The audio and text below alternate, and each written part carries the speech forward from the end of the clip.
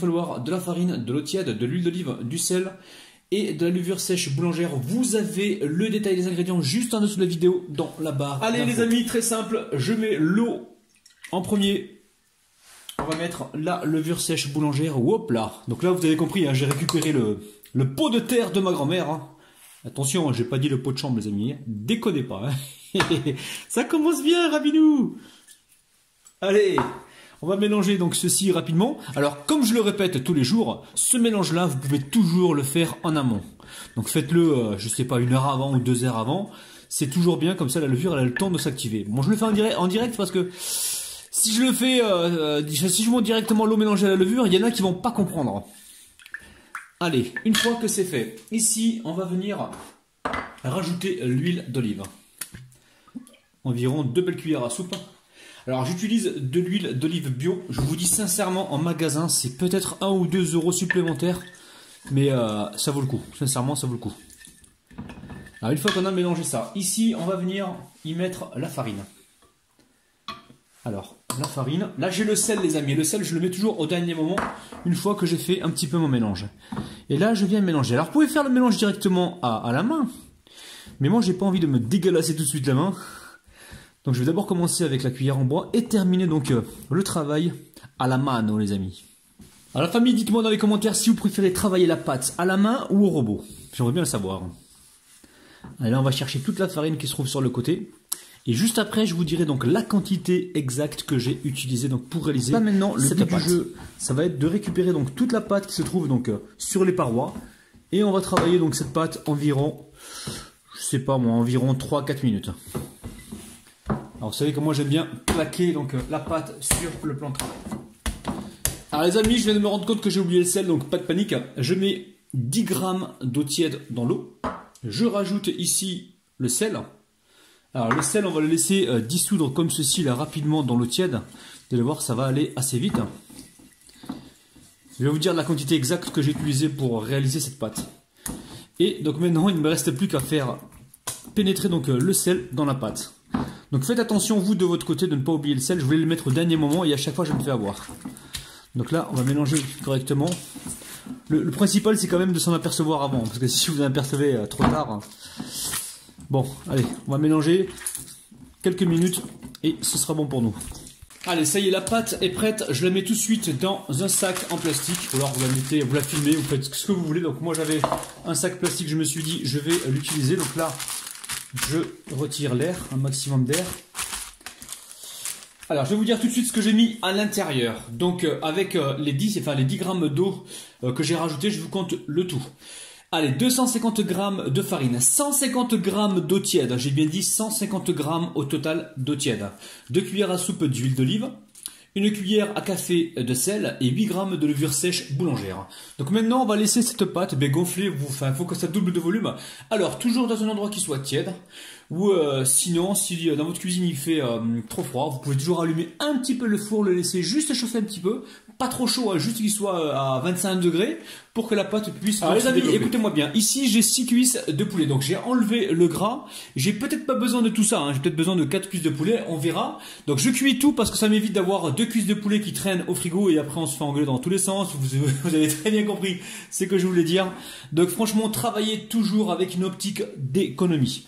Donc là j'ai 6 cuisses de poulet, j'ai retiré la peau. Ici j'ai une belle cuillère à soupe de moutarde, une cuillère à soupe de paprika. Ici j'ai une demi-cuillère à café de poivre, une cuillère à soupe ici de ras el hanout et une pointe de curcuma en environ une demi-cuillère à café.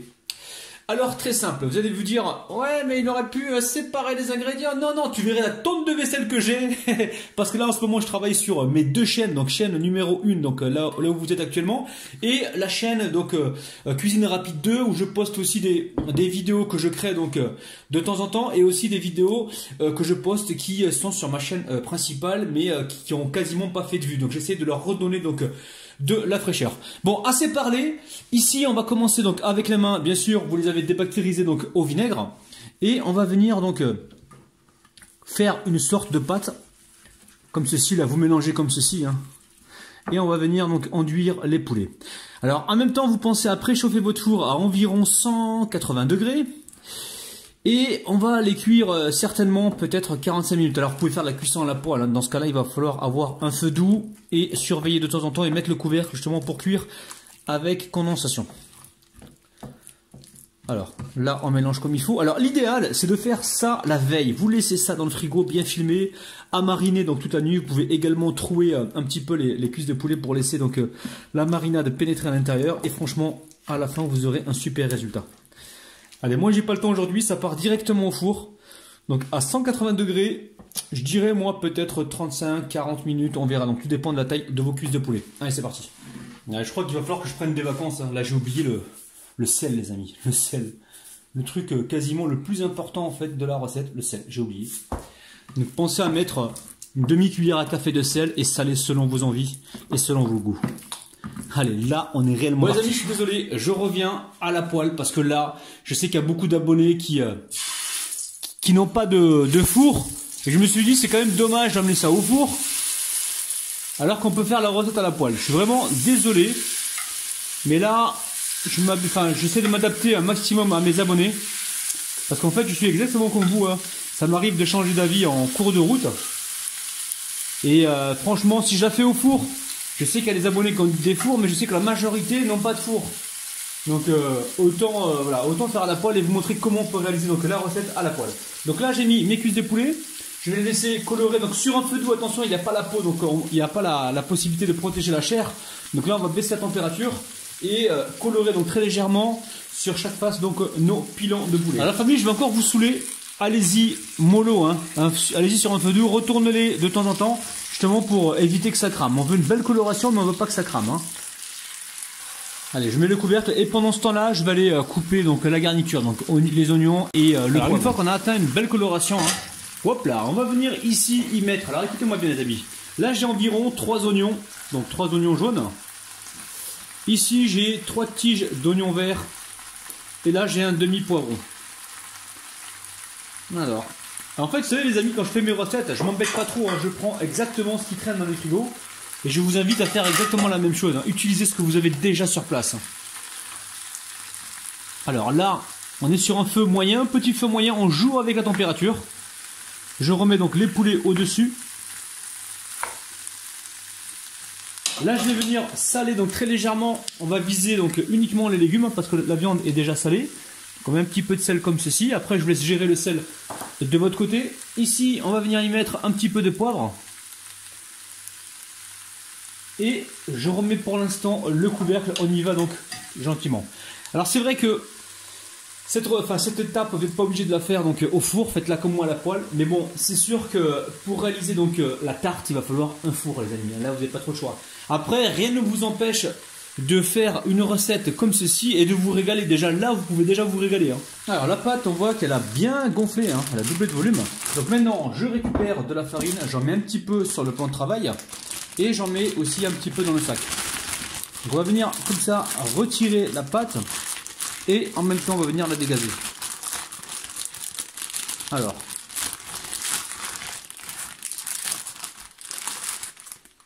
je récupère ma pâte. Je la farine dans les deux sens et ensuite je récupère mon rouleau. Donc là le but du jeu ça va être de venir oh là là je commence à bien parler moi. Alors là le but du jeu c'est d'étaler donc la pâte pour que justement elle puisse s'encastrer dans mon moule que vous connaissez par cœur. Allez. Là je retourne à chaque fois. Alors la pâte, il faut que vous l'étaliez donc suffisamment grande pour qu'elle puisse donc créer des bordures sur le moule à tarte. Alors là, ce qu'il faut penser, c'est que la pâte, elle se rétrécit toute seule quand vous l'étalez. Donc je vais récupérer le mètre et vous dire mon plat à tarte combien il mesure. Donc là, il fait 27 cm de diamètre. Donc pour moi, on est bon. Là, je récupère hop là, la pâte directement sur le rouleau. Je viens rouler comme ceci. Et je vais venir l'étaler donc sur mon plat à tarte. Alors toujours, je vais encore me répéter, il faut que la pâte soit étalée plus grande que le moule à tarte, hein. Alors les bordures, ne vous inquiétez pas, on ne va pas les jeter. On va justement les utiliser en repliant donc la bordure comme ceci. Alors avant de mettre la pâte, pensez à huiler légèrement votre plat. Moi j'ai utilisé de l'huile d'olive. Donc là, vous faites comme ça. Alors regardez, vous appuyez avec le pouce et vous redescendez un petit peu la pâte comme ça pour lui donner donc le niveau du plat. Donc là, on appuie bien comme il faut. Ensuite, on va venir faire des trous rapidement. Hein. Quelques trous, hein. Il ne s'agit pas de faire beaucoup de trous. On peut même en faire un petit peu sur les côtés. Et là, l'astuce, alors, vous connaissez l'astuce avec le papier que vous mettez comme ça, vous remplissez de riz ou de pois chiches pour faire un pois, pour avoir donc le rond, pour ne pas avoir justement les côtés qui se rétractent pendant la cuisson. Moi, j'ai une autre astuce. Vous récupérez un plat comme ceci, donc un plat. Alors, essayez de prendre un plat qui rentre pile poil comme ça dans le moule à tarte. Soit un plat, soit une passoire, soit... Il y a toujours quelque chose à la maison, vous inquiétez pas. Donc là, je vais mettre un papier. Je fais attention de ne pas écraser ma pâte. Et je viens comme ça descendre le plat. Donc là, on va faire une première cuisson au four. Alors, première cuisson au four à 180 degrés ou 200 degrés pendant environ, on va dire, environ 10-15 minutes pour précuire un peu la pâte. Allez, direction le four. Alors, pour réaliser donc le gratinage, donc ce qui va aller au-dessus de la tarte, nous allons utiliser 2 œufs. Alors, 2 œufs, ici, je vais utiliser environ, la famille, allez, environ 15 centilitres, voire 20 centilitres de lait. Mais je suis plutôt à 15 centilitres. On va mélanger ça rapidement. Alors, on peut venir saler et poivrer, les amis. Hein. Et comme on va mettre du fromage râpé, j'ai envie de pas trop saler, parce que moi, j'aime pas les plats qui sont trop salés. Bon, maintenant, si vous êtes accro au sel, moi, je vais quand même vous conseiller de faire attention pour votre petite santé, quand même. Et si vous ne pouvez pas faire autrement, ben, dans ce cas-là, mettez-en même un petit peu, les amis. Faites-moi plaisir. Prenez soin de votre santé, s'il vous plaît, les amis. Allez, on va mettre le fromage râpé. Alors, je vais vous parler d'un truc, les amis, parce que j'ai des gens autour de moi. Alors, ce ne sont pas forcément mes amis, ce sont des gens que je rencontre qui me disent, mais avec ton savoir-faire, entre guillemets, je ne me considère pas comme quelqu'un qui a un grand savoir-faire, mais bon, on va quand même rentrer dans leur discours. Avec le savoir-faire que tu as, ils me disent, mais pourquoi tu n'ouvres pas un restaurant, ou alors tu vas travailler dans des restaurants où tu gagnerais bien ta vie, et tu aurais donc tes week-ends, tu aurais certainement tes soirées, et puis tu serais un peu plus tranquille. Je leur ai dit non.